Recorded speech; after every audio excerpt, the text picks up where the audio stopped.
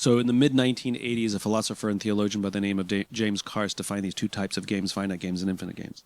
A finite game is defined as known players, fixed rules, agreed upon objectives. Football. Right? If there's a winner, necessarily there has to be a loser or losers, but more important, there's always a beginning, a middle, and end, always.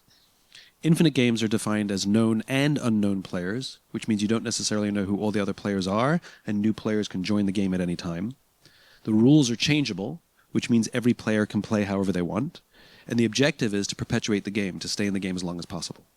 We are players in infinite games every day of our lives, whether we know it or not. No one will ever be declared the winner of career. Nobody wins education, nobody wins health, and definitely there's no such thing as winning business. Like when Circuit City went bankrupt, Best Buy didn't win anything, right? But if you listen to the language of so many leaders, it becomes very clear that they don't actually know the game they're playing in. They talk about being number one, being the best, or beating their competition. Based on what? Based on what agreed upon metrics, objectives, and timeframes. And that's the problem, because when we play with a finite mindset in an infinite game, when you play to win in a game that has no finish line, there are very predictable and very consistent outcomes. The big ones are the decline of trust, the decline of cooperation, and the decline of innovation. And so most businesses have it wrong. Mm-hmm. And usually, whether it's in the public markets or in the private markets when it's PE or VC backed, the pressures of winning or growth or hitting certain deadlines literally go counter to how business actually works. And those pressures do damage to businesses. And so everybody in the room knows what it feels like when you have pressure on you to make the decision that is benefiting them, but you know is the wrong decision to make. And so the infinite mindset is the courage to make the decision that needs to be made, even if it's not in the interest of the short-termists who are flipping the bills. And I remember I was speaking at a conference once, and he was great. This young entrepreneur raised his hand and said he wanted my opinion. He says, I've got this problem. I am having overwhelming pressure from my venture capitalist who is forcing me to make decisions that I know are bad for my business. And the pressure is overwhelming and I don't know what to do. What do you recommend? And my answer was, you took the money. Like, you knew who you were getting into bed with. Right? Like, you took the money because that VC was famous, or they offered you more than the other guy who maybe believed in you, but it was less money. Mm-hmm. So you took the money. Mm-hmm. And I think, when people say to me, I want to write a book, how do I get a publisher, or how do I choose a publisher? Most people choose a publisher that pays them the most money. Mm-hmm. And I always say, choose the publisher who you can fight best with. Right? Because you're going to have a creative disagreement, and you want to make sure you can fight well with somebody who shares your goal, your creative goal. And I think the same goes here, which is choose the funding from the person you can fight best with. But the infinite mindset is that we have an ideal about how we want the world to work, and we're going to contribute and dedicate our sweat and our treasure to advance as close as we can towards that ideal, knowing we'll never get there. And we understand that mistakes will be made and we'll pivot. But the point is we have a very North Star. It's the route that we're flexible on. Mm-hmm. And what I find so ironic is the way most businesses are built is they plan the routes without the destinations. And the most successful ones have the destinations and are agnostic to the route. Mm-hmm. And I'll give you an example. It's like you wake up one morning and you walk outside and you see your neighbor packing up his car. And you say, hey, where are you going? And he says, vacation. And you go, cool, where are you going? He says, vacation. You're like, no, I heard you, but where are you going? And he says, vacation, right? And you're like, well, fine. How are you going to get to this vacation? And he tells you the route. He says, I'm going to take 95. My goal is to drive 150 miles per day. And that's exactly how most companies talk. They tell you how much money they're going to make in what a period of time and how many customers they're going to get and how many transactions, but they cannot tell you where they're going or why they're doing this at all. And the problem is the route will always be blocked. There will always be traffic. There will always be a traffic jam. There will always be an accident that you didn't see, and your metrics will get thrown off. And what are you going to do? The organizations that have the infinite mindset, that have a clear sense of vision and are agnostic as to the route, they have a strategy, of course, and they can start off the same way. But when there's a blockage, they're going to go sideways. And to everybody else, it looks like they've gone off the rails, and they haven't. They're just going around.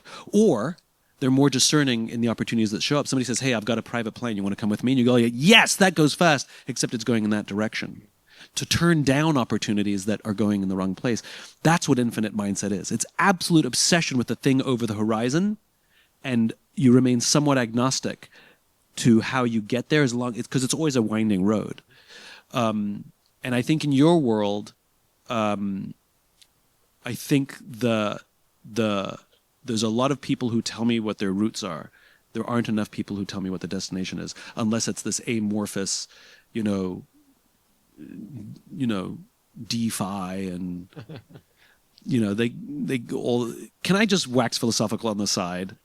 Go for it. So I think there are two challenges that crypto has, right? One is nobody knows how to talk about it in terms that normal people can understand. Mm-hmm. And even some of the people who pretend to understand don't understand, right? So that's number one. And you can never succeed if you can only talk to yourself. And by the way, that's what I figured out from my own work. Like, I wasn't the guy who figured out that having purpose at work was important. Mm-hmm. What I figured out was the language that everybody was using wasn't working. When they talked about purpose, they all sounded like hippies. Mm-hmm. And they talked to this many people who were also hippies. Or they would debate what comes first, vision or mission. I would literally sit in rooms and we would debate what comes first, vision or mission or brand or purpose. It was stupid. And I remember I said to people who believed vision comes first, I said, what's vision? They said, it's why we get out of bed in the morning. And the people who believe mission comes first, I said, what's mission? They said, it's why we do what we do. I asked people who said purpose comes first, so it's why things matter. Great, let's call it the why. Now we can all agree. Mm-hmm. And so changing language so that those who needed to listen would listen. And I stopped preaching to the converted. And I think crypto needs to learn a lesson about changing language, because you have language that only you understand. It's like engineers talking to engineers, right?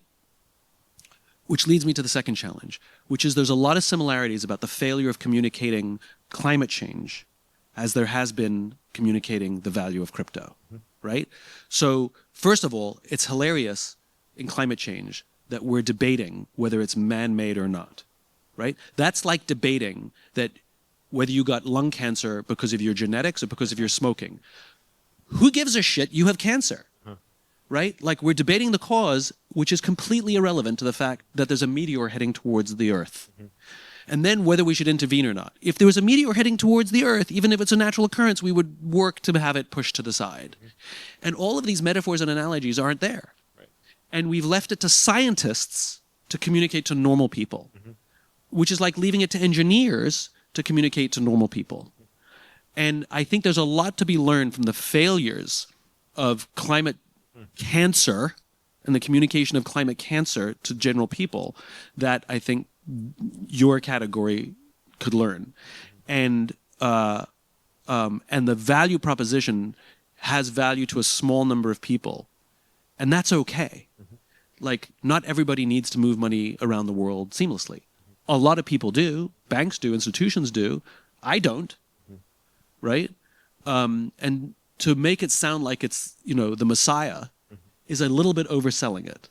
And I think to bring it down and actually be a little more humble actually makes the value proposition more believable. And then actually more people would adopt it, and it turns out everybody would need it. Mm-hmm. But it's kind of like in publishing, there's this little rule that if you ever see on a book, blah, blah, blah, that will help you at work and in life. And those books don't sell because nobody believes that one idea will fix your company and fix your life. Now, it will, just nobody believes it. So you just say, we'll help you at work. Mm-hmm. We'll help you at life. And then people come to you and be like, I applied that. And you let them discover it.